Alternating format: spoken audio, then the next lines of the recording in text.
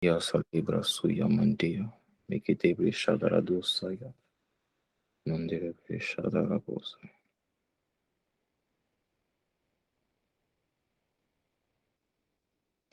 Merci, Père, pour ta présence ce soir en ce lieu par ton esprit. Merci de ce que nous sommes devant le trône de Dieu, en Jésus par le Saint-Esprit. Et nous voulons passer du temps avec toi, nous voulons communier avec toi. Nous voulons te donner la première place, la prééminence sur les trônes de nos cœurs.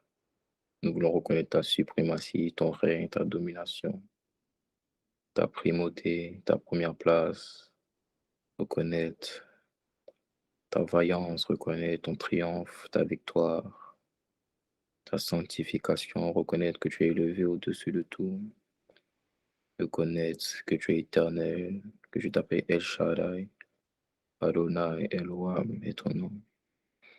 Dieu est notre salut, tu es le roi de paix, le prince de paix, tu es l'héritier de tous les royaumes de la terre, tu es l'étoile brillante du matin, tu es la lumière qui enveloppe le monde éclaire tout homme, tu es l'agneau de Dieu qui rachète l'humanité, tu es la parole faite chair, tu es ma vie,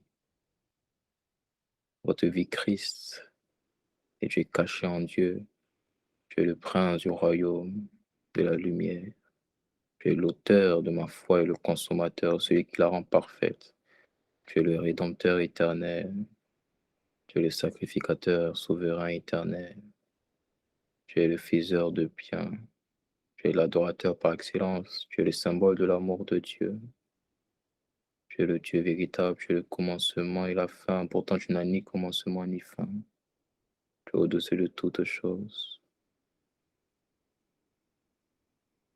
Yeshua,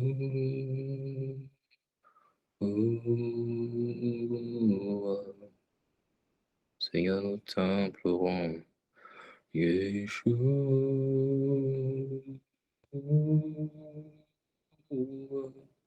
Seigneur, nous te réclamons. Yeshua,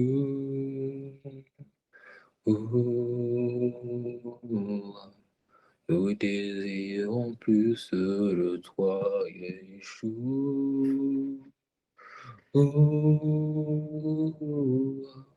Ce soir, nous désirons Yeshua, Yeshua.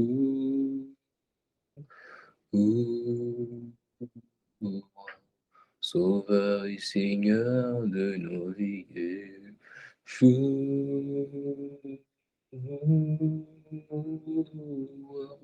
Tu es la solution de Dieu, Yeshua.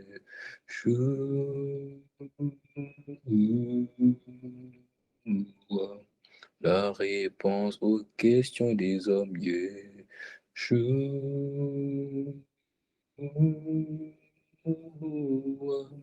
Tu es notre bien le plus précieux, Yeshua.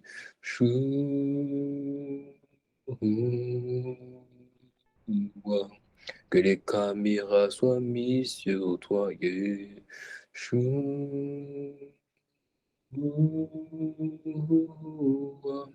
Que notre rassemblement soit pour toi, Yeshua.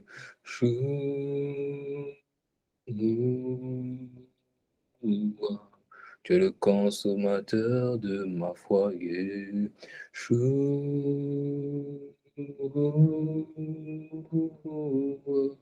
Tu désires de mon histoire, Yeshua.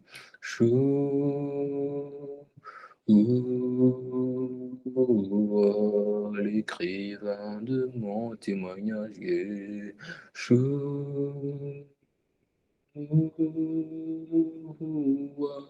Tu mon accès au cœur du Père, Yeshua.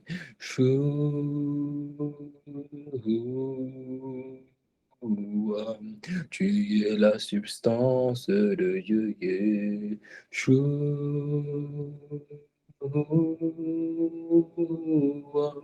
Tu es la gloire du Père sur la terre, Yeshua.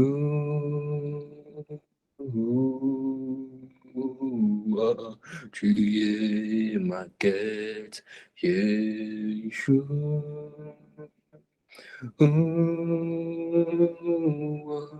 Tu es ce dont j'ai besoin, Yeshua.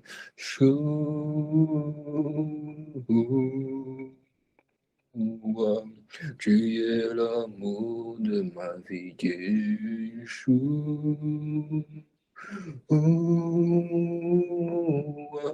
Tu es le roi de gloire, Yeshua.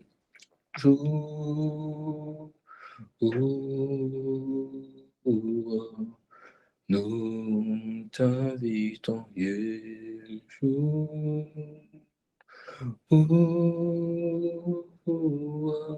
Viens prends le contrôle parmi nous, Yeshua.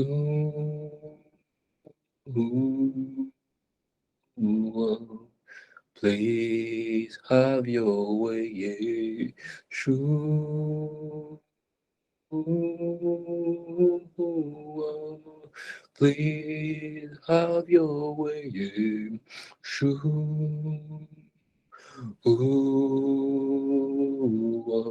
You are my Savior and my Lord, Yeshua.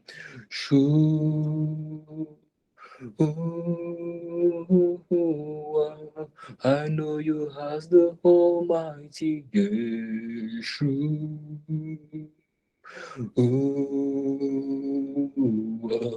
You are the one I love, Yeshua.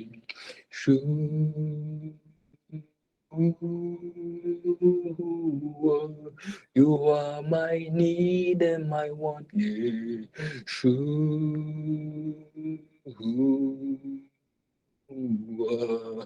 I want to know you, Yeshua.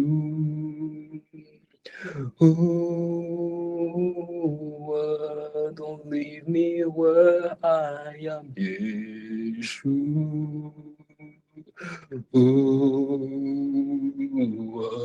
Don't leave me as I am, Yeshua.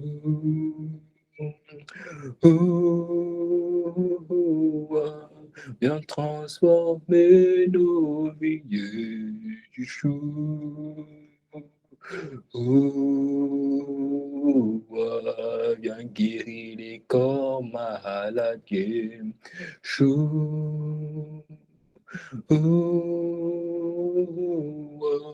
Viens restaurer les cœurs brisés, Yeshua.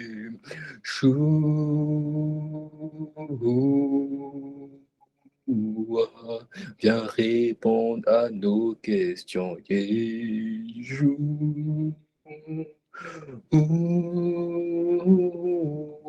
Viens donner des solutions, Yeshua.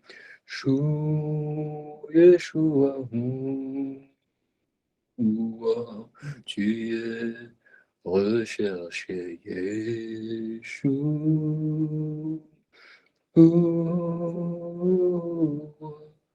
Prends la place de roi, Yeshua.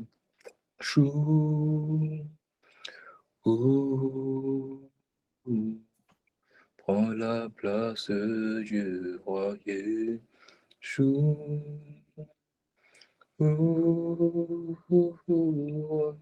Prends la place du sauveur, Yeshua.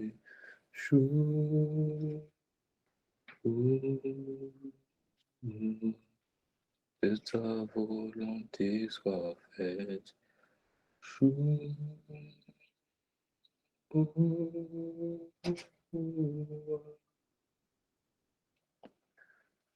Yeshua, nous te bénissons pour ton esprit, pour ta présence. Que ta volonté soit faite au milieu de nous, par le Saint-Esprit. Viens répondre à nos questions, viens donner des solutions à nos problèmes, viens guérir les corps malades, restaurer les cœurs brisés, viens libérer les opprimés, viens délivrer les possédés, et viens notre Rédempteur. Que la gloire te revienne dans le siècle à présent, mais aussi dans le siècle à venir. Toi qui sièges au-dessus de tout, dans ton trône très élevé au-dessus des cieux. Que ton nom soit glorifié, sanctifié, aimé, apprécié, adoré. Que ton nom soit acclamé, magnifié. Que ton nom soit jamais publié dans les nations, dans les cœurs et dans les vies. Sois l'auteur de notre témoignage et celui qui le publie au siècle des siècles. Amen. Amen. Gloire à Jésus le Christ. Amen. Que Dieu vous bénisse. Alléluia. Je suis très content d'être présent avec vous, connectés aujourd'hui. Que la gloire revienne à Jésus. Alors, je vais inviter euh, chacun de pouvoir de partager le lien à une personne. Partager le lien à une personne. Tu vas prendre le lien et tu veux le partager à une personne. Je crois que Dieu va nous parler ce soir par son esprit. Je crois qu'il va te parler ce soir. Amen.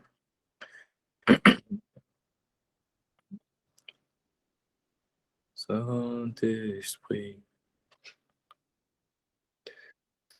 je m'attends plus que jamais à toi.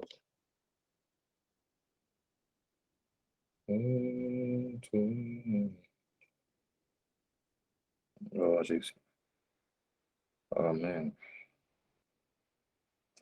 Que Dieu me donne de la voix. Je n'ai pas trop de voix, je sais pas j'ai quel problème, mais ça va. Mais s'il me reste 2% de voix, je vais tout donner maintenant. Après, c'est pas grave si j'ai plus de voix. Alléluia. Gloire à Jésus le Christ.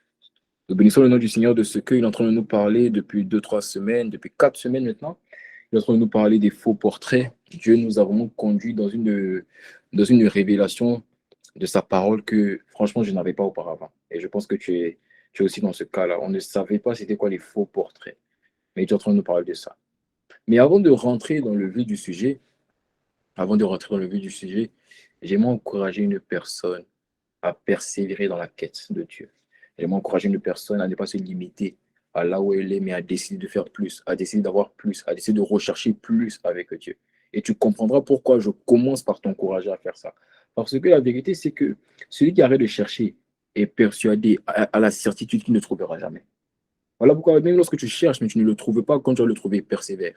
Parce que si tu arrêtes de chercher, c'est sûr que tu ne vas pas trouver. Mais même si tu cherches et tu ne le trouves pas, tôt ou tard, tu finiras par le trouver. Tôt ou tard, tu finiras par le trouver. Tôt ou tard, tu finiras par le trouver.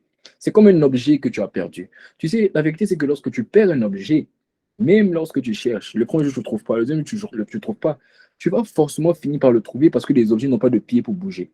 Donc là où tu as perdu, c'est forcément là-bas que ça y est. De même avec Dieu, Dieu ne bouge pas. Quand tu commences à le chercher, il demeure là jusqu'à ce que tu le trouves. Et je t'annonce que tu le trouveras. Ton histoire le trouvera. Ton témoignage le trouvera.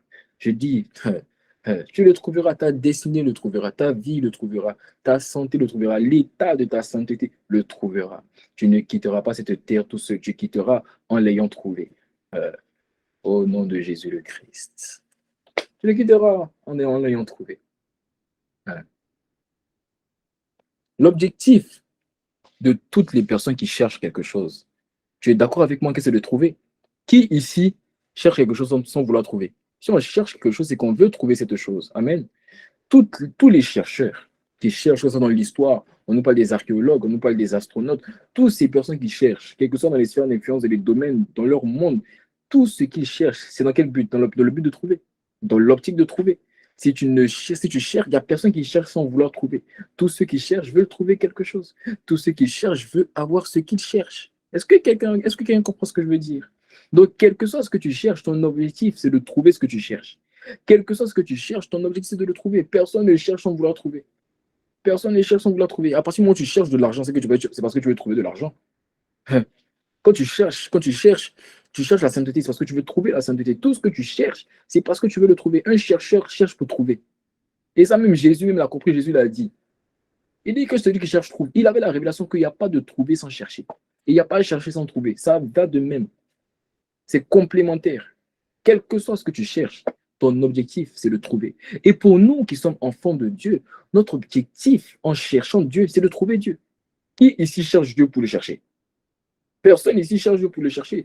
Tous, autant que nous sommes, nous cherchons Dieu pour le trouver. Je suppose que tu es dans ce cas. Alléluia. Ou toi, tu cherches Dieu pour chercher. Va chercher longtemps. Hein. La Bible dit qu'il se laisse trouver par ceux qui le cherchent. La Bible ne dit pas qu'il se laisse chercher par ceux qui le cherchent. Donc si tu le cherches, c'est parce que tu veux le trouver. Et il se laissera trouver. Parce qu'il se laisse trouver par ceux qui le cherchent. Nous cherchons Dieu afin de le trouver. Je cherche Dieu afin de le trouver. Et je crois que tu cherches Dieu afin de le trouver. Tu ne le cherches pas Dieu en vain, tu cherches Dieu afin de le trouver. Parce que tu sais que lorsque tu vas le trouver, ta vie ne sera pas la même. Nous cherchons tous Dieu afin de le trouver, afin de savoir quelle relation unique il veut avoir avec nous et quelle révélation unique il veut nous donner de lui. Quelle révélation il veut nous donner de lui. Dieu veut se laisser trouver par toi. Mais tu dois le chercher. Et quand tu le cherches, tu dois avoir la conscience, la pleine assurance que tu vas le trouver. Parce qu'on ne cherche pas son objectif. On cherche toujours avec un objectif de trouver. On cherche toujours avec un objectif de trouver. Et en fait, ce que Dieu est en train de nous expliquer depuis 2, 3 semaines, 4 semaines même, je t'invite à aller regarder encore les messages sur la page YouTube du groupe. Ce que l'Esprit est en train de nous expliquer, c'est que pour trouver Dieu, tu devras avoir ce qu'on appelle une foi qui est grande. Tu devras avoir une grande foi.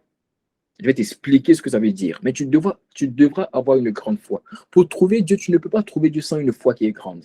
Tu ne peux pas trouver Dieu sans une foi qui l'amène lui-même à dire waouh. Tu ne peux pas trouver Dieu sans une foi qui lui-même l'amène à se révéler à toi. C'est impossible de trouver Dieu sans ce qu'on appelle une foi grande. Et directement, on va aller dans le texte de base de cette mini-série, dans Matthieu 15, du verset 22 à 28. La Bible dit, et voici une femme cananéenne qui venait de ces contrées, lui cria, aie pitié de moi, Seigneur, fils de David. Ma fille est cruellement tourmentée par le démon. Il ne lui répondit pas un mot, et ses disciples s'approchèrent et lui dit avec instance, renvoie-la, car elle crie derrière nous. Il répondit, je n'ai été envoyé qu'aux brebis perdues de la maison d'Israël. Mais elle vint se prosterner devant lui, disant, Seigneur, secours-moi. Il répondit, il n'est pas bien de prendre le pain des enfants et de le jeter aux petits chiens. Oui, Seigneur, dit-elle, mais les petits chiens mangent les miettes qui tombent de la table de leur maître. Alors Jésus lui dit, femme, ta foi est grande. Femme, ta foi est grande. Lorsqu'elle a trouvé Dieu, c'est parce qu'elle avait une foi qui était grande. Et la Bible dit, Jésus a dit quoi? Il a dit qu'il te soit fait comme tu veux. Et à l'heure même, sa fille fut guérie. Elle a trouvé le Dieu qui guérissait parce qu'elle avait une foi grande. Voilà pourquoi, avant de lui donner la guérison de sa vie, Jésus a pris la peine de reconnaître sa foi. Il a pris la peine de récompenser sa foi. Il a pris la peine de faire un commentaire sur sa foi, parce que c'est sa foi qui avait déclenché la guérison de sa fille. Elle avait une foi qui était grande. Elle avait une foi qui était grande. Et je vous ai expliqué que lorsqu'on parle d'une foi grande, on parle de ce qu'on a appelé ensemble une foi persévérante. Quelqu'un me dit Amen. Quelqu'un me dit Amen. On a parlé de ce qu'on appelle une foi persévérante. Et je vous ai montré des versets même où la Bible parle de foi persévérante. Vous savez, dans la Bible, il y a des termes comme ça qu'on lit, qu'on voit, mais ça paraît juste comme des simples phrases. Mais derrière se cache un grand mystère. J'ai lu des versets qui parlent de la persévérance et de la foi ensemble, mais je ne savais pas qu'il y avait une foi qu'on appelait la foi persévérante. Je connaissais la foi qu'on appelle la foi en Jésus-Christ. Je crois que Jésus-Christ est né d'une vierge, qu'il est ressuscité, qu'il est mort, etc. Ça, c'est une foi. Je connais la foi qui est la démonstration, je connais la foi qui est la ferme assurance, mais je ne connaissais pas la foi persévérante. Mais la vérité, c'est que la foi persévérante, c'est ce qui amène Dieu à regarder ta foi et à dire waouh. À dire waouh. Parce que seulement 3 fois dans le Nouveau Testament, Jésus a dit à une personne, ta foi t'a sauvé, ta foi est grande, où il a commenté la foi de quelqu'un. Seulement 3 fois. Seulement 3 fois. Jésus a fait tous ces miracles. La Bible dit qu'il avait fait tellement de miracles qu'il ne pouvait même pas contenir ces miracles dans des livres. On ne pouvait pas, que si on doit écrire tout ce qu'il a fait dans des livres, ces livres allaient remplir la terre. Allaient remplir la terre. Mais parmi toutes ces œuvres qu'il a faites, quand il a ouvert les yeux des aveugles, quand il a libéré, il a détruit les œuvres du malin, à simplement 3 reprises, il a dit à la personne qu'il a touché, ta foi est grande.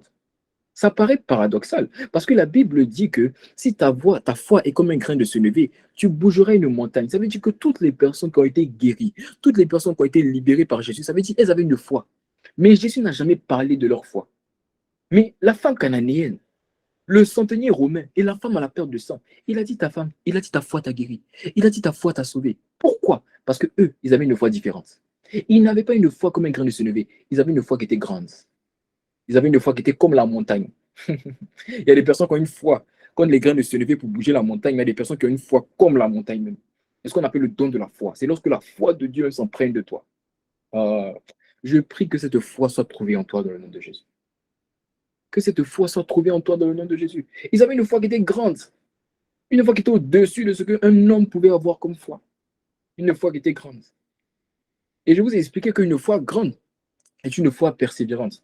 Une foi persévérante. Et on a dit qu'une foi persévérante est une foi qui est éprouvée par ce qu'on appelait les faux portraits. La foi persévérante est une foi qui est mise à l'épreuve par ce qu'on appelle les faux portraits. On a dit que les faux portraits de Dieu, ce sont les images, ce sont la perception, ce sont la mentalité que les hommes, que l'Église nous a donnée de Dieu. C'est-à-dire ce que les gens autour de nous nous ont dit que Dieu est. Les gens ont dessiné Dieu d'une manière. Ils nous ont présenté un Dieu comme ça. Les gens ont dessiné Dieu d'une manière et nous ont présenté un Dieu comme ça. Les gens autour de nous ont parlé d'un Dieu qui ne pardonne pas, un Dieu qui ne répond pas aux prières, un Dieu qui est injuste, un Dieu qui fait dans la vie des autres mais qui ne fait pas dans ma vie. Dieu, il fait dans la vie de ma copine, il ne fait pas dans ma vie. Il fait dans ma vie de ma soeur, il ne fait pas dans ma vie. On nous parle, le monde nous parle, les gens autour de nous nous parlent d'un Dieu qui est injuste, qui fait considération des gens. Le monde nous parle d'un Dieu qui ne répond pas aux prières. Ça ne sert à rien de prier, Dieu ne répond pas. Il répond pour les autres, il ne répond pas pour moi. On nous parle d'une génération des enfants préférés de Dieu. Tout ça, ce sont des faux portraits que les hommes envoient vers toi, afin que ton portrait de Dieu soit totalement bafoué. Parce que la vérité, c'est que si tu ne sais pas à quoi je ressemble, tu ne pourras jamais me trouver. Tu ne pourras jamais me trouver. Si on ne s'est jamais vu, et que je te dis, viens me rejoindre à tel point, mais que tu n'as pas de photo de moi, tu as entendu juste ma voix, tu ne pourras pas me trouver. Le problème, c'est que beaucoup de personnes se fient encore à la voix de Dieu, sans se fier à ce qu'il est véritablement.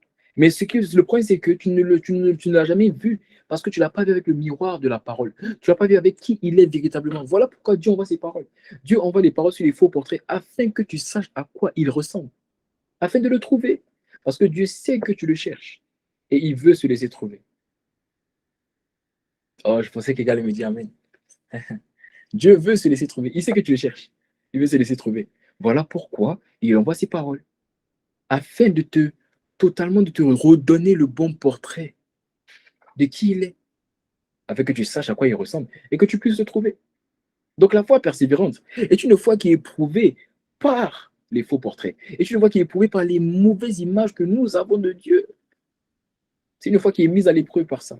Autrement dit, les faux portraits sont des obstacles à la foi persévérante. Ce sont des choses qui viennent s'ériger. C'est-à-dire, les faux portraits viennent toujours quand tu cherches Dieu. En fait, c'est une manière de te dissuader de chercher Dieu. C'est ce que les faux portraits viennent faire. Mais la foi persévérante est une foi qui, malgré les obstacles des faux portraits, arrive à surpasser ces obstacles et à quand même chercher Dieu, à quand même persévérer dans la quête de Dieu.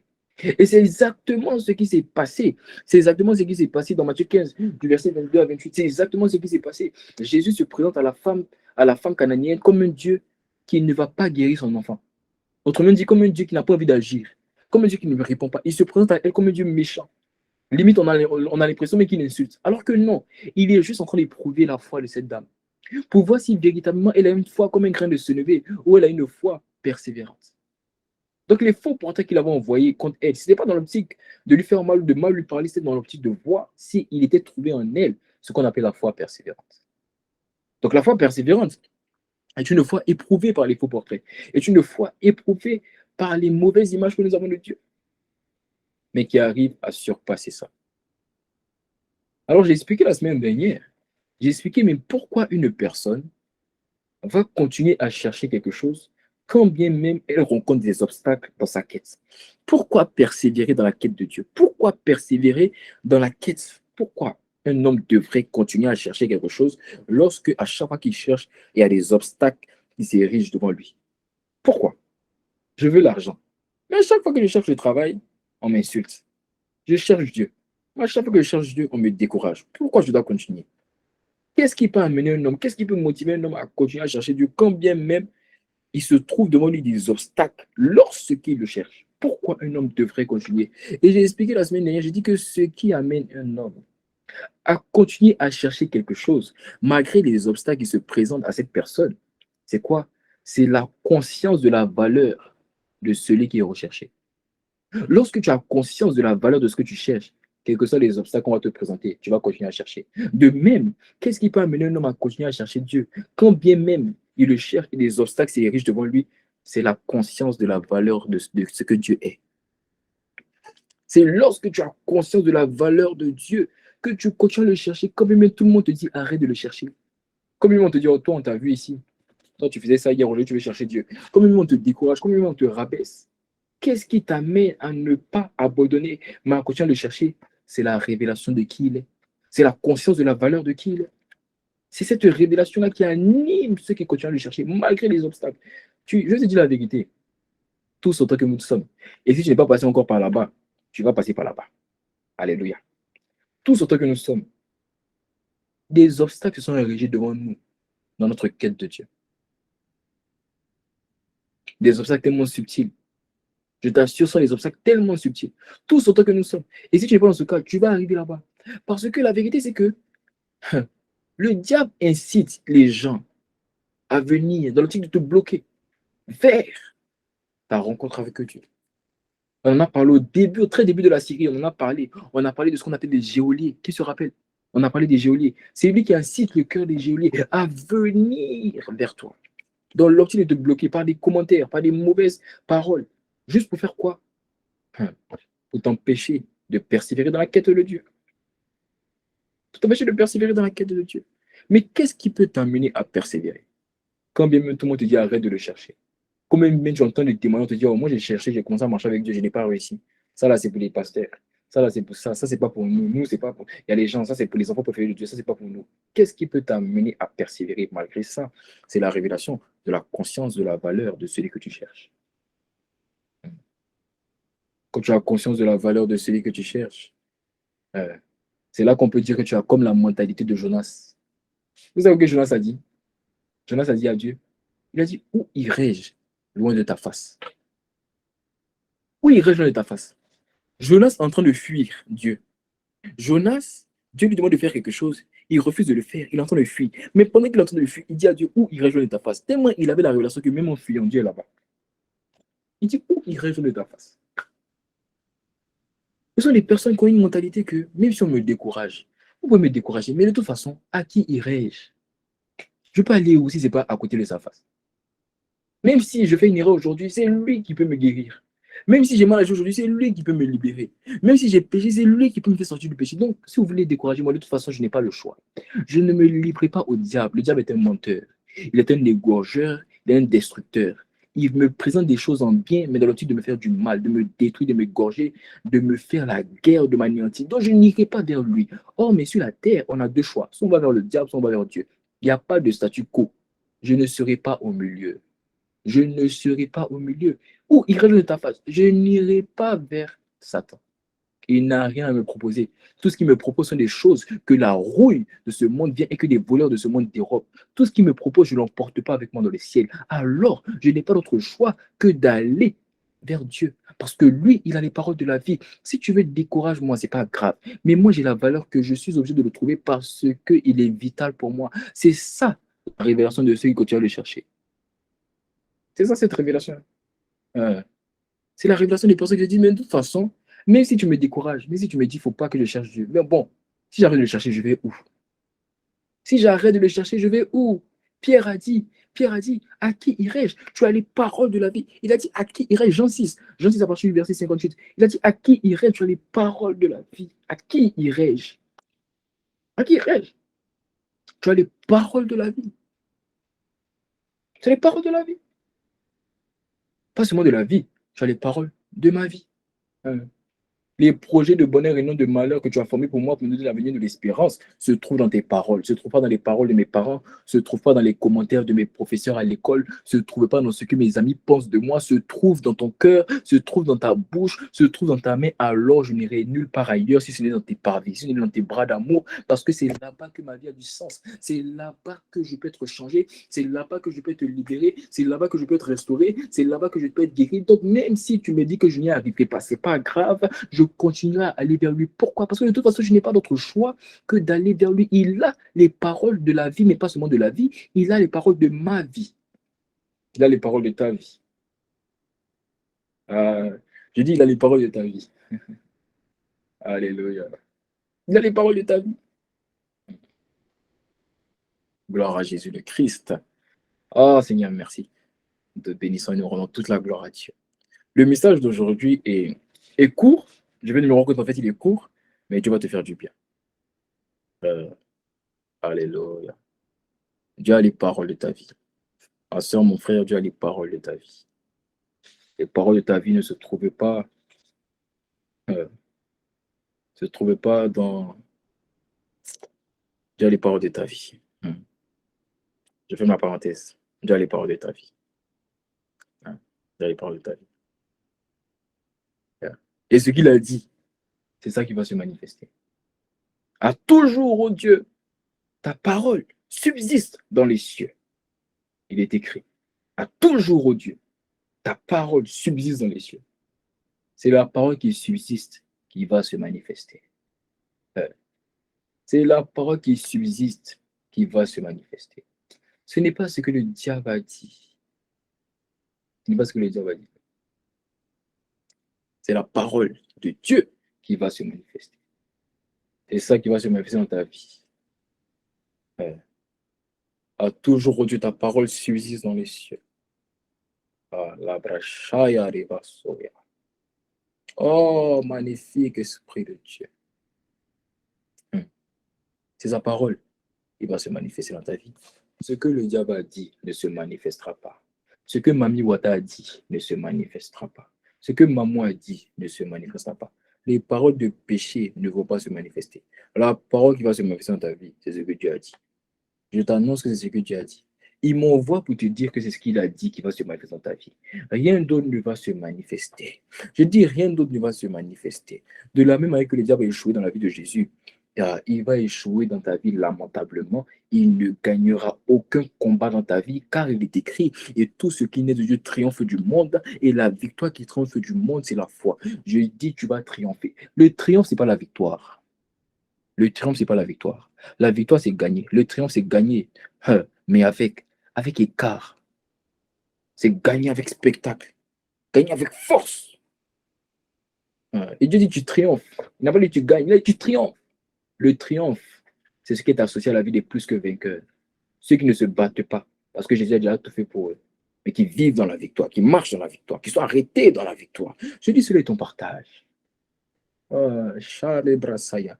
Tu te tiens au-dessus des maladies, au-dessus des serpents, tu te tiens au-dessus des scorpions. Tu les écrases à cause de la victoire qui est en toi.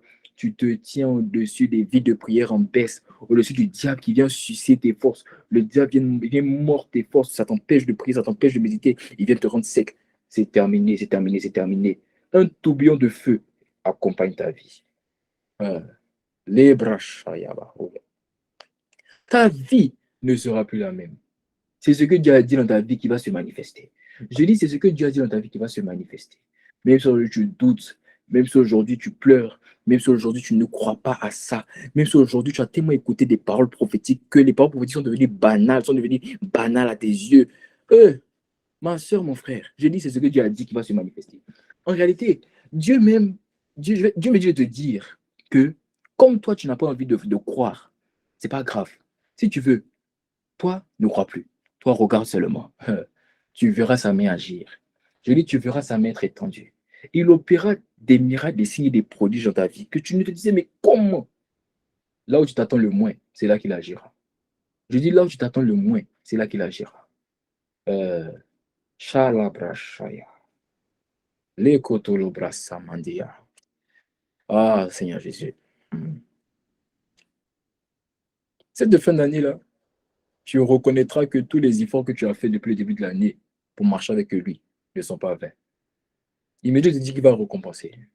Il va récompenser ça avec le désir de ton cœur. Car il est écrit, fais de l'éternel tes délices et il te donnera ce que ton cœur. Aïe, aïe, aïe. Tu as fait de lui tes délices depuis le début de l'année. Cette fin d'année, il va te donner ce que ton cœur désire.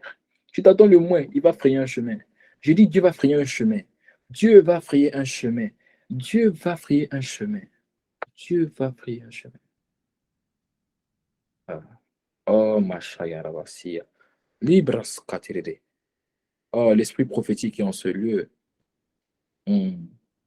L'esprit prophétique en ce lieu. Lorsque Dieu veut changer ta vie, il envoie une parole. Lorsque Dieu veut changer ta vie, il envoie une parole. Ce qui est en train de sortir de ma bouche, ce n'est pas seulement des simples bénédictions, ce n'est pas des souhaits. Non, ce sont des choses que tu verras manifester. Et tu témoigneras que cette parole venait de Dieu. Tu reconnaîtras que cette parole venait de Dieu. Au nom de Jésus le Christ. Il te donnera ce que ton cœur désire. Il te donnera ce que ton cœur désire. Oh, derrière ton écran, acclame-le, acclame-le, acclame-le, derrière ton écran. Derrière ton écran, acclame-le, acclame-le derrière ton écran. Alléluia. Acclame le roi derrière ton écran. Gloire à Jésus le Christ. Hmm. Alors, nous parlons de la foi persévérante. Et la foi persévérante a plusieurs formes. Et la semaine dernière, je vous ai expliqué une première forme de la foi persévérante. La semaine dernière, je vous ai expliqué que la foi persévérante a une première forme qu'on appelle le être prêt à tout. Être prêt à tout. C'est-à-dire, j'ai tellement envie de trouver ce que je cherche que je suis prêt à tout pour trouver ce que je cherche. J'ai tellement envie de trouver Dieu que je suis prêt à tout pour le trouver. La foi persévérante. C'est cette forme de foi qui était animée Abraham. La Bible dit, Abraham est le père de la foi. Mais Abraham est le père de la foi parce qu'Abraham n'est pas seulement la foi. Il avait une foi persévérante. La Bible dit espérant. La Bible dit Abraham espérant contre toute espérance. Ça veut dire qu'il arrivait à persévérer quand bien même il y avait des obstacles. Donc Abraham avait une foi persévérante. Mais la Bible nous montre que Dieu lui a demandé de sacrifier Isaac. Et Abraham s'apprête à le sacrifier. Et quand Abraham s'apprête à le sacrifier, une voix se fait entendre du ciel lui dit Abraham, Abraham, ne mets pas la main sur l'enfant. Car aujourd'hui, je sais que tu m'aimes. Abraham avait une foi persévérante. Pourquoi? Parce que Abraham voulait tellement trouver Dieu, tellement avoir plus de lui, qu'il était prêt à sacrifier son plus grand bien. C'est-à-dire trouver Dieu, avoir être tellement animé par le désir de trouver Dieu, qu'on est prêt à tout. On est prêt à tout.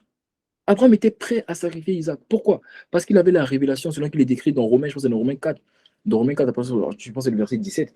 La Bible dit que Abraham, le père de la foi, il a cru en celui en qui, euh, celui qui appelle à l'existence des choses qui n'existaient pas et qui ressuscite les morts. Donc Abraham était prêt à sacrifier Isaac parce qu'il avait la révélation que Dieu était capable soit de ressusciter Isaac ou soit de lui donner un nouveau fils.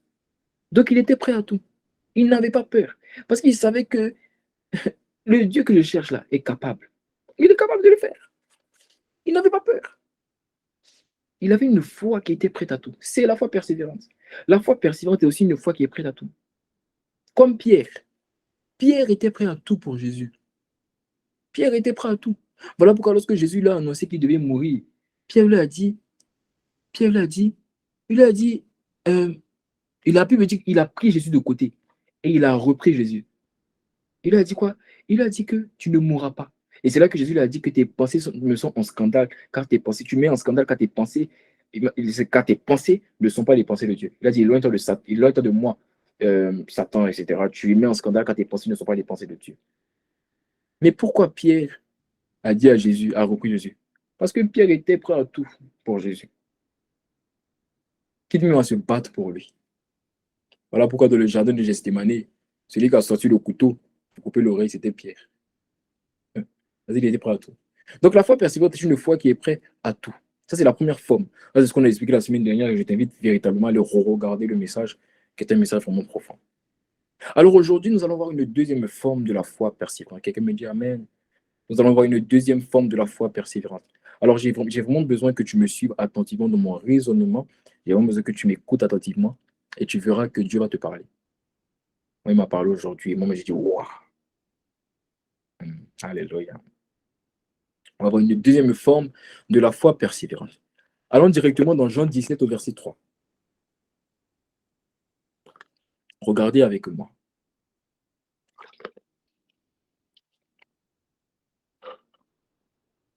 Or, la vie éternelle, j'ai besoin que tu retiennes ce terme. La vie éternelle. Quelqu'un me dit Amen. J'ai besoin que tu retiennes ce terme. Il ne faut pas l'oublier. Ne l'oublie pas. Il faut que tout le raisonnement, il faut que tu gardes en toi ces termes-là. La vie éternelle, ça doit rester en toi. OK? Maintenant, commençons. Or, la vie éternelle, celle qu'ils te connaissent, toi, le seul vrai Dieu, et celui que tu as envoyé, Jésus-Christ. Et ici, en fait, Jésus est en train de donner la véritable révélation de la vie éternelle. La Bible est en train de donner la véritable révélation de la vie éternelle. En fait, la Bible ici explique que la vie éternelle, ce n'est pas seulement l'éternité. La vie éternelle, c'est la connaissance de Dieu. Parce qu'il dit, or, la vie éternelle, c'est qu'il te connaît. Donc, ça veut dire que la vie éternelle, c'est la connaissance de Dieu. Est-ce que je parle à quelqu'un? Il faut que tu retiennes ça. Il est en train d'expliquer que la vie éternelle, c'est la connaissance de Dieu. Et quand on parle de la connaissance de Dieu, ça veut dire qu'on a trouvé Dieu. Est-ce que je parle à quelqu'un? Car tu ne peux pas connaître celui que tu n'as pas trouvé. Car pour me connaître, il faut encore que tu me trouves. Donc, lorsqu'on parle de la vie éternelle, de la connaissance de Dieu, ça veut dire que ça emploie qu'on a trouvé Dieu. Ça emploie qu'on l'a cherché et qu'on l'a trouvé. Est-ce que je parle à quelqu'un? Est-ce que quelqu'un comprend ce que je suis en train d'expliquer? La vie éternelle, c'est qu'ils te connaissent. Toi, le seul vrai Dieu. Et celui que tu as envoyé. OK? Retiens ça. On retient ça. Donc, on retient que la vie éternelle, c'est la connaissance de Dieu. Donc, en d'autres termes, c'est Dieu. Alléluia. Parce que la connaissance, c'est qui je suis. C'est ma connaissance qui me définit. Donc, si on dit la connaissance de Dieu, ça veut dire que c'est Dieu. OK? Donc, on retient que ici, la vie éternelle, c'est Dieu. Alléluia. Allons directement dans 2 Pierre 1, du verset 5 à 6, la version Bible français courant. Qui a déjà lu ce verset? Soyons honnêtes. Tu as déjà lu ce verset? Qui a déjà lu 2 Pierre? Qui savait qu'il y avait 2 Pierre? Qui savait qu'il y avait 2 Pierre? Qui savait que Pierre avait écrit? Alléluia. Ok. Regardez le verset. Là, il me dit, pour cette raison même, faites tous vos efforts pour ajouter à votre foi. Ah, on revient dans la foi, on revient dans la foi. La bonne conduite, et à la bonne conduite, la vraie connaissance de Dieu. Et à la connaissance de Dieu, ajouter la maîtrise de foi. Mais c'est pas ce qui m'intéresse. À la maîtrise de foi, la persévérance. Et à la persévérance, l'attachement à Dieu. Donc, tu vois qu'on est en train de parler de la foi persévérante. Et Pierre t'explique ici que tu dois ajouter à ta foi la persévérance. En d'autres termes, tu dois avoir quoi? Une foi persévérante. Est-ce qu'il est en train d'expliquer en fait? Il est en train d'expliquer que tu dois avoir une foi persévérante. Il commence d'abord en expliquant que tu as besoin d'avoir une foi persévérante. Tu as besoin d'avoir une foi persévérante. Est-ce que je parle à quelqu'un? Est-ce qu'il comprend ce que je veux dire? Il dit associer à ta foi la persévérance. Autrement dit, aie une foi persévérante. C'est logique. C'est logique. Donc Pierre nous explique que nous devons attacher à notre foi la persévérance. Allons maintenant au verset 8. 2 Pierre 1 au verset 8. Regardez. Il dit, voilà les qualités que vous devez posséder. Et si vous les possédez en abondance, vous serez actif et vous serez capable de mieux connaître notre Seigneur Jésus. Et bien, on repart à la connaissance de Dieu. Ici, Pierre est en train d'expliquer que cette foi-là te permettra de mieux connaître Dieu. Hmm. Ici, Pierre est en train d'expliquer que la foi persévérante te permettra de mieux connaître Dieu. C'est ce qu'il est en train d'expliquer. Il dit que si tu abondes en ça, tu vas mieux connaître Dieu. Hmm. Il dit, tu vas mieux connaître Dieu. Autrement dit, tu vas pas seulement le trouver, mais tu vas avoir plus de lui. Mais je vais te montrer. Il ne faut pas que je vais spoiler. Allons au verset 11. 2 Pierre 1, au verset 11. Maintenant, regardez ce qu'il dit. Il dit, oui, Dieu. Il dit, oui, Dieu vous ouvrira largement l'entrée du royaume sans fin. Mais c'est quoi le royaume sans fin? Le royaume sans fin, c'est quoi? C'est la vie éternelle. Du royaume de Jésus-Christ, notre Seigneur et notre Sauveur. Donc, il est en train de dire que, il est en train de dire, non, je te répète tout ce qu'il est en train de dire. Il est en train de dire que tu dois attacher à ta foi la persévérance. Et si tu attaches à ta foi la persévérance, ça va te permettre de mieux connaître Dieu. Et si tu attaches cette foi à la persévérance et que tu connais mieux Dieu, ça va te permettre d'avoir un accès plus grand à Dieu. Autrement dit, ta foi persévérante te donne plus de Dieu que tu es censé avoir.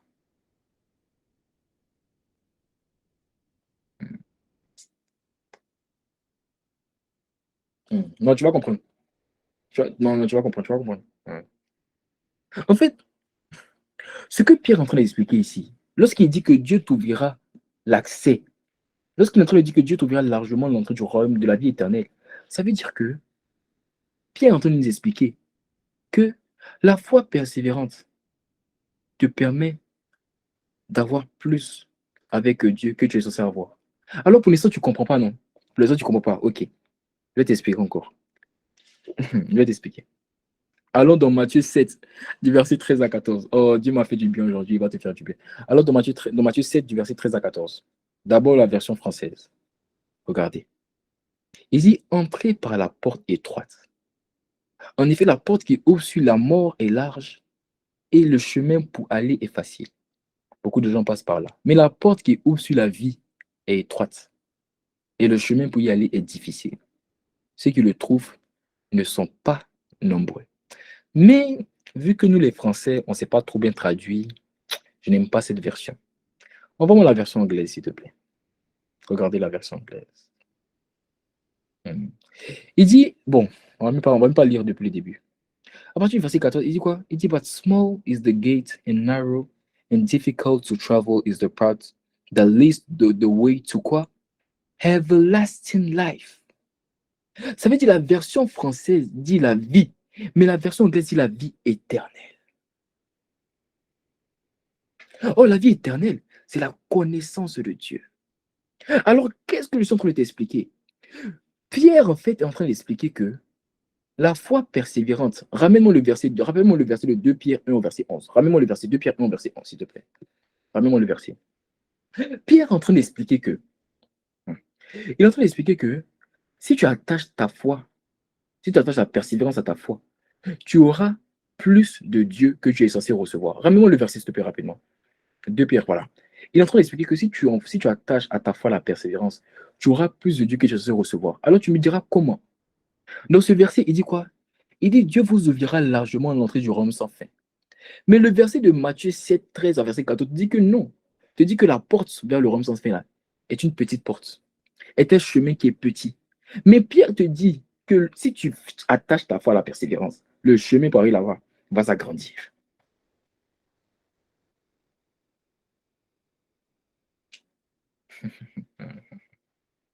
C'est pas si quelqu'un comprend ce que je veux dire. Initialement, initialement, Jésus explique dans Matthieu 7, du verset 13 à 14, il explique que le chemin qui mène à la vie éternelle, c'est-à-dire à la connaissance de Dieu, est étroit et fermé. Est-ce qu'il explique? Mais Pierre t'explique que ce chemin-là, c'est possible que on te l'ouvre largement. C'est possible qu'il soit élargi. C'est possible qu'il soit agrandi. Mais comment? Tu devras attacher à ta foi la persévérance. Hmm.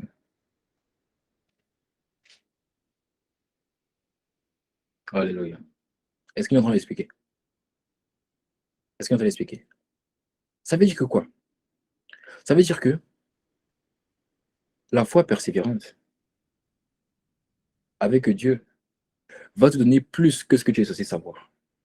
Et l'Esprit m'a dit quelque chose. Il m'a dit, à chaque fois, parce que la foi persévérante vient te faire abstraction des faux portraits. Il m'a dit, à chaque fois que tu fais abstraction de faux portraits érigés en obstacle devant toi, tu viens d'élargir le chemin et d'agrandir la porte à la vie éternelle de Dieu.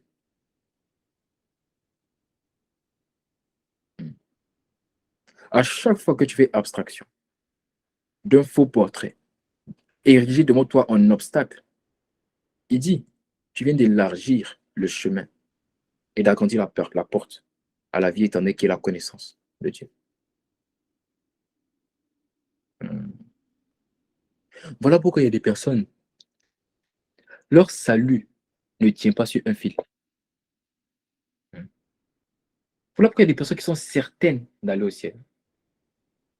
Voilà pourquoi il y a des personnes qui sont certaines de vivre Dieu sur la terre. Parce que initialement, pour trouver Dieu, le chemin est court, petit, la porte elle est petite. Mais à chaque fois qu'on trouve un faux portrait, dans l'optique que tu arrêtes de chercher Dieu, mais que tu mets ce faux portrait de côté, Dieu dit, tu viens d'élargir le chemin et tu viens d'agrandir la porte.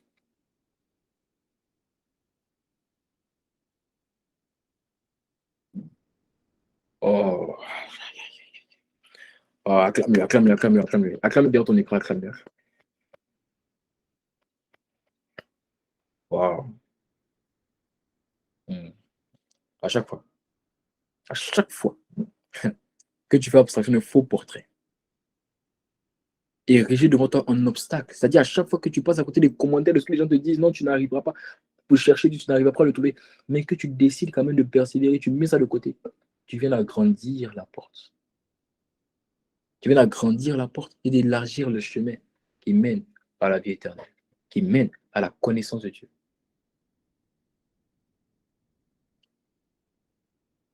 Voilà pourquoi le titre de mon message, c'est avec Dieu, c'est possible d'avoir plus que ce qu'on est censé avoir. Ou encore, tout simplement, c'est possible d'avoir plus qu'on est censé avoir.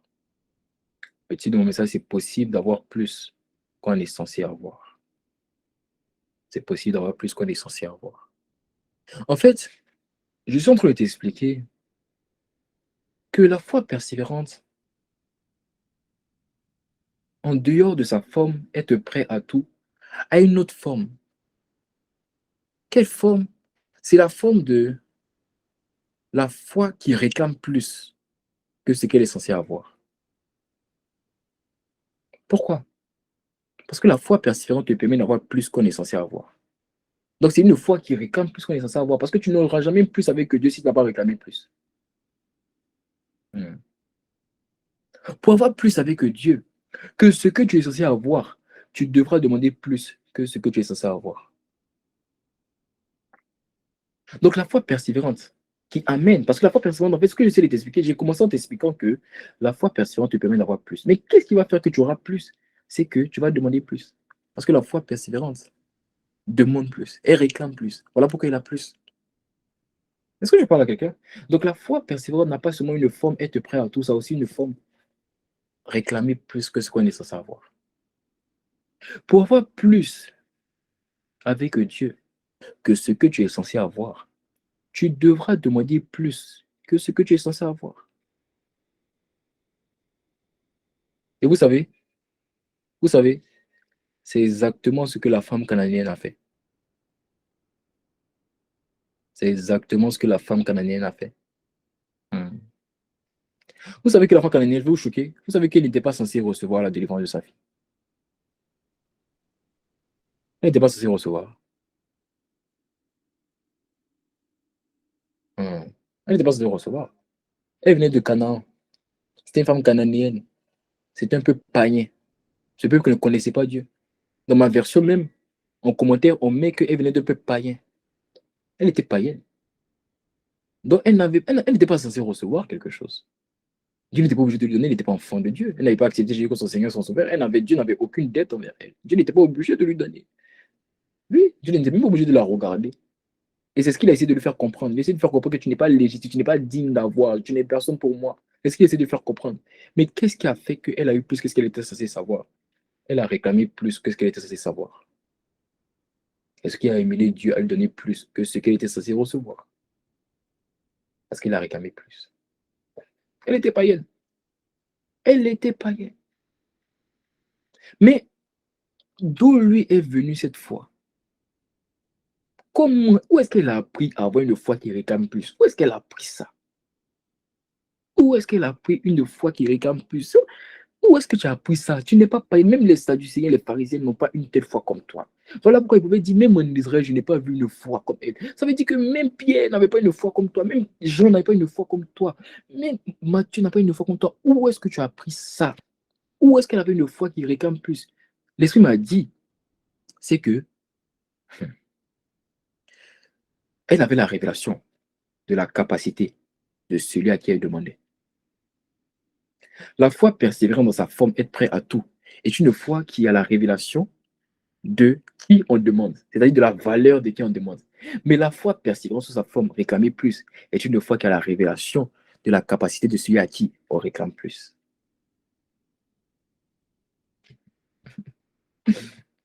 Elle a réclamé plus parce qu'elle savait que celui à qui elle demandait plus pouvait lui donner plus. Elle a réclamé plus parce qu'elle savait que il pouvait lui donner plus. Elle a réclamé la délivrance de sa fille parce qu'elle savait qu'il pouvait délivrer sa fille. La foi qui réclame plus est une foi qui a la révélation que celui à qui je demande plus peut me donner plus. Hmm. Tu ne pourras jamais demander à une personne qui manque de moyens financiers 1 million. Mais tu peux demander à un milliardaire 1 million parce que tu sais qu'il peut te enlever dans les milliards, il peut enlever 1 million. De la même manière, on demande plus à Dieu parce qu'on sait que dans son infiniment grandeur, il peut me donner une petite portion de dimension d'onction, une petite portion de sainteté, une petite portion de trucs. Le point, c'est que toi, tu regardes à ce que tu demandes, mais tu ne regardes pas à celui à qui tu demandes. Voilà pourquoi tu ne reçois pas de Dieu. Parce qu'en regardant tes faiblesses, en regardant tes manques, en regardant ton besoin, tu oublies la provision de Dieu. Oh, donne-moi la main, je vais te parler. Hum, hum. Ton point, c'est que tu regardes à... Aïe, aïe, aïe, aïe. Ton point, c'est que tu regardes à ton manque.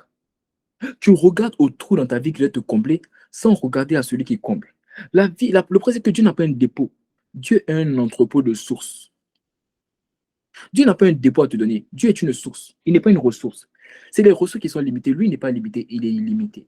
Ton problème, c'est que tu demandes la sainteté en te regardant dans ton péché, au lieu de regarder la sainteté de celui à qui tu demandes.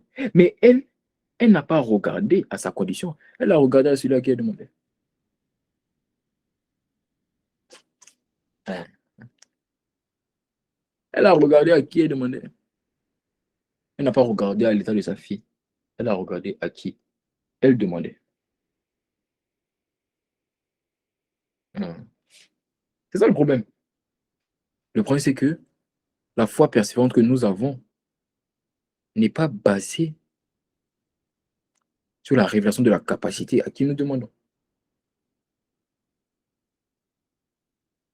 La foi persévérante réclame plus. Est-ce que tu veux plus de Dieu? Est-ce que tu veux marcher davantage avec Dieu? Vivre dans ses profondeurs. Ce qui va te permettre d'arriver là-bas, c'est d'avoir la révélation qu'il donne plus. Moi, mes petits frères, ils savent. Hein. Ils savent. Ils sont dans l'appel, ils savent. Moi, je ne me limite pas. Hein. Soit quand tu m'entends prier, tu vas penser que mon frère, j'ai une telle révélation de sa capacité que je ne me limiterai pas à la guérison des palus, à la guérison des règles douloureuses. Il y a plus. Il y a la résurrection des morts. Ok. Mhm. Il y a des transferts de richesses. Il y a des dimensions de solutions. Je ne me limite pas à ce que je fais aujourd'hui. Il y a trop plus avec lui. Pourquoi je vais me limiter? Pourquoi? À cause de quoi un paralytique, à cause d'un paralytique, c'est de vous marcher. À cause d'un sourd qui est entendu, je pense que ça c'est fini, c'est bon. Non, je ne m'arrêterai pas là. Il y a plus. À cause de quoi? 3 heures de prière? Non. Il y a 6 heures, il y a 7 heures. Il y a compris qu'on s'oublie. Euh, je ne m'arrêterai pas là. Je ne m'arrêterai pas à cette dimension de sainteté. Non. Non, non, non, non, non. Avant, nous, on était dans le péché, dans l'impudicité. Dieu nous a fait monter. On est sorti de l'impudicité. Mais on continue à regarder les vidéos bizarres. Dieu a permis d'arrêter de regarder les vidéos bizarres. Aujourd'hui, on a arrêté de regarder les vidéos bizarres, mais on a continué. Quand une fille passe, on tourne sa tête un peu, et puis on regarde la fille passer. On a arrêté. Ça veut dire qu'il y a toujours plus dans le niveau de sanctification. Alors pourquoi je vais rester là? Je monterai dans mon niveau de sanctification. Je monterai dans mon niveau de consécration. Je monterai dans mon niveau d'amour pour lui. Je monterai dans mon niveau de dévouement, dans mon niveau, même lorsque je suis découragé, même lorsque je suis démotivé. Il ne s'agit pas de moi, il s'agit de lui. C'est cette révélation-là. Donc, c'est la révélation de la capacité de celui à qui est demandé, qui l'a poussé à demander. Qui l'a poussé à demander. Qui l'a poussé à demander. Et c'est exactement ce que Moïse avait fait. La foi, la forme de la foi persévérante sous sa forme, être prêt à tout. C'est comme la foi d'Abraham. Mais la foi sous sa forme, réclamer plus, est comme la foi de Moïse. Je me dis amen. Je n'avais pas noté le verset, mais j'aimerais que vous le mettiez quand même. Donc, notez la référence, ne pas oublier. Dans Exode 33, au verset 13, je vais vous expliquer. Exode 33, au verset 13. Moïse a dit, maintenant, si j'ai ta faveur, d'autres versions disent, si j'ai trouvé grâce à tes yeux, fais-moi connaître les voies. Alors je connaîtrai et j'obtiendrai ainsi ta faveur. Exode 33, verset 13. En fait, bon, continuons. Verset 18. Exode 33, verset 18. Donc, il parle avec Dieu. En fait, il demande à Dieu quelque chose de particulier, quelque chose qu'il n'a pas donné aux autres. Donc, Moïse est en train de demander Dieu. Il est en train de demander plus à Dieu. Amen. Et Dieu maintenant lui demande, qu'est-ce que tu veux?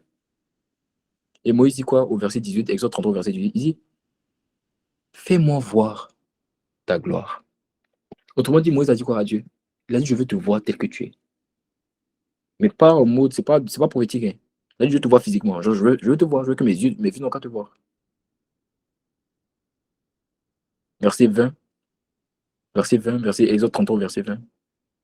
L'Éternel dit, tu ne pourras pas voir ma face, car l'homme ne peut me voir et vivre. Ça veut dire que Moïse n'était pas censé voir Dieu. Parce que Dieu n'a pas créé l'homme pour que l'homme le voie physiquement. Voilà pourquoi il dit que tu ne peux pas me voir, parce que si tu me vois, tu vas mourir. Ça veut dire qu'initialement, il n'était pas censé voir Dieu. C'est-à-dire, ce n'était pas dans le plan de Dieu. Moïse n'était pas censé arriver à cette dimension. Mais qu'est-ce qui a fait que Moïse est arrivé là-bas? Moïse a réclamé plus parce qu'il savait que Dieu était capable de lui donner ça.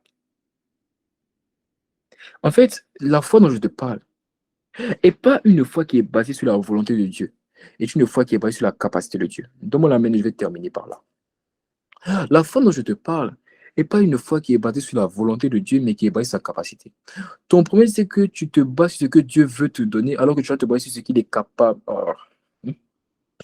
Tu sais pourquoi tu es limité? Parce que tu te bases sur ce que Dieu veut te donner. La vérité, c'est que autant que nous sommes, de la même manière que nous avons un temps assigné à notre vie, qui est notre vie, et nos âges sur la terre, et qu'à partir d'un âge, on va forcément quitter la terre. De la même manière aussi, sur la terre, nous avons une dimension que nous sommes censés atteindre avec Dieu. Que normalement, dans le projet de Dieu, on n'est pas censé dépasser. Dans les projets de bonheur que Dieu a donné, chacun d'entre nous, on a une dimension qu'on ne va pas dépasser, on n'est pas censé dépasser, mais que les gens qu'on aura enfantés dans la foi vont venir maintenant et vont continuer. C'est eux qui vont dépasser, qui vont faire plus que nous. C'est ce que Jésus expliquait. Jésus expliquait que ceux qui croiront en moi feront les œuvres que j'ai faites et feront des plus grands. Donc, Jésus savait même que lui-même dans sa vie, il y a une dimension où il est limité, mais il y a des gens qui vont venir continuer. Mais la vérité, c'est que cette limite-là, tu peux la délimiter. À quelles conditions? À la condition que tu ne demandes pas à Dieu ce qu'il veut te donner, mais que tu demandes à Dieu ce qu'il est capable de te donner.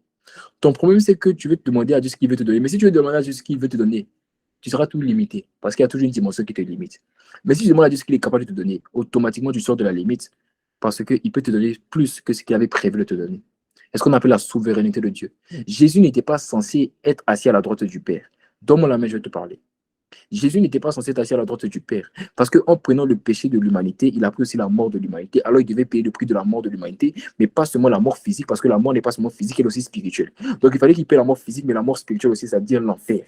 Mais la Bible dit que lui qui n'a pas regardé comme pour arracher le fait d'être égal à Dieu, mais qui s'est dépouillé en prenant la question d'un homme devenant semblable à un esclave, la Bible dit ainsi Dieu l'a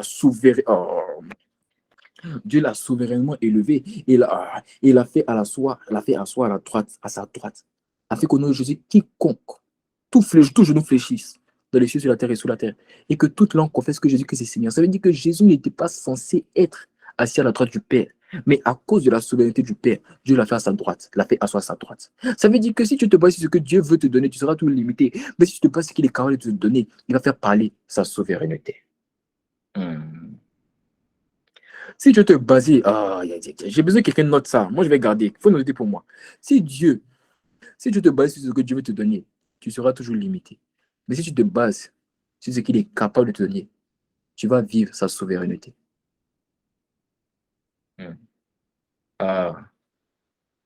Je dis, ma soeur, mon frère, ce n'est pas mauvais de demander à Dieu ce qu'il veut nous donner.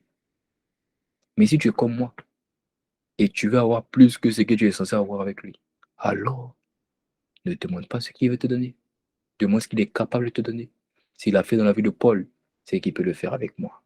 S'il a fait dans la vie de Daniel, c'est qu'il peut le faire avec moi. S'il a fait dans la vie de Pierre, c'est qu'il peut faire avec moi. Dieu n'a pas envie de donner la vie de Daniel à tout le monde. Dieu n'a pas envie de donner la vie de Pierre à tout le monde. À certaines personnes, mais pas à tout le monde. Pas à tout le monde. Il veut donner par contre ce que toi tu crois qu'il peut te donner. Alors, si tu veux demander à Dieu, tu te bases sur ce que Dieu veut te donner, tu seras toujours limité. Mais si tu te bases sur ce qu'il est capable de te donner, tu vivras sa souveraineté. Si tu te bases sur ce que Dieu veut te donner, tu seras toujours limité. Mais si tu te bases sur sa capacité, tu vivras sa souveraineté. Dans le nom de Jésus. Amen. Gloire à Dieu. Amen, amen, amen, amen. Wow. Gloire à Jésus le Christ. Amen. Chez la Brassaya. Amen. J'aimerais donner l'opportunité à une personne qui est connectée au son de ma voix. Tu es connecté actuellement. Mais tu n'as pas l'assurance de ton salut. Parce que tu n'as jamais fait ce qu'on appelle la prière du salut. Tu n'as jamais fait ce qu'on appelle la prière de la nouvelle naissance. Tu penses que tu marches avec Dieu. Mais la vérité, c'est que tu ne marches pas réellement avec Dieu. Tu vas à l'église, tu connais un certain nombre de choses. Mais tu sais pleinement que tu n'as pas une relation avec lui.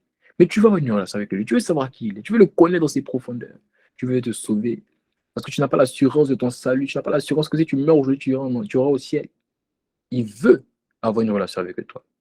Et si tu ressens, pendant que je suis en train de te parler, que tu as besoin de faire cette prière, si tu t'es retourné en arrière et que tu veux revenir à lui pleinement, mais je ne te parle pas de, je ne parle vraiment, tu as rétrogradé pleinement, tu veux revenir à lui. Il n'y a pas un meilleur jour pour l'accepter si c'est aujourd'hui. Le meilleur jour pour accepter Jésus, c'est aujourd'hui. Et il n'y a pas un autre jour, si ce n'est aujourd'hui, pour accepter Jésus. Alors, dans ce cas, et tu veux l'accepter comme ton Seigneur, ton Sauveur, derrière ton écran, tu vas répéter cette prière avec moi. Seigneur Jésus, merci. Aujourd'hui, tu m'as parlé. Alors, je t'accepte comme mon Seigneur et comme mon Sauveur. Fais de moi ce que tu veux. Transforme ma vie. Bâtis ma vie. Réécris mon histoire. Écris mon témoignage. Dans le nom de Jésus-Christ. Amen. Alors, si tu es dans ce cas, tu as fait cette prière, est-ce que tu peux mettre en commentaire, tu mets moi, tu mets moi j'ai fait.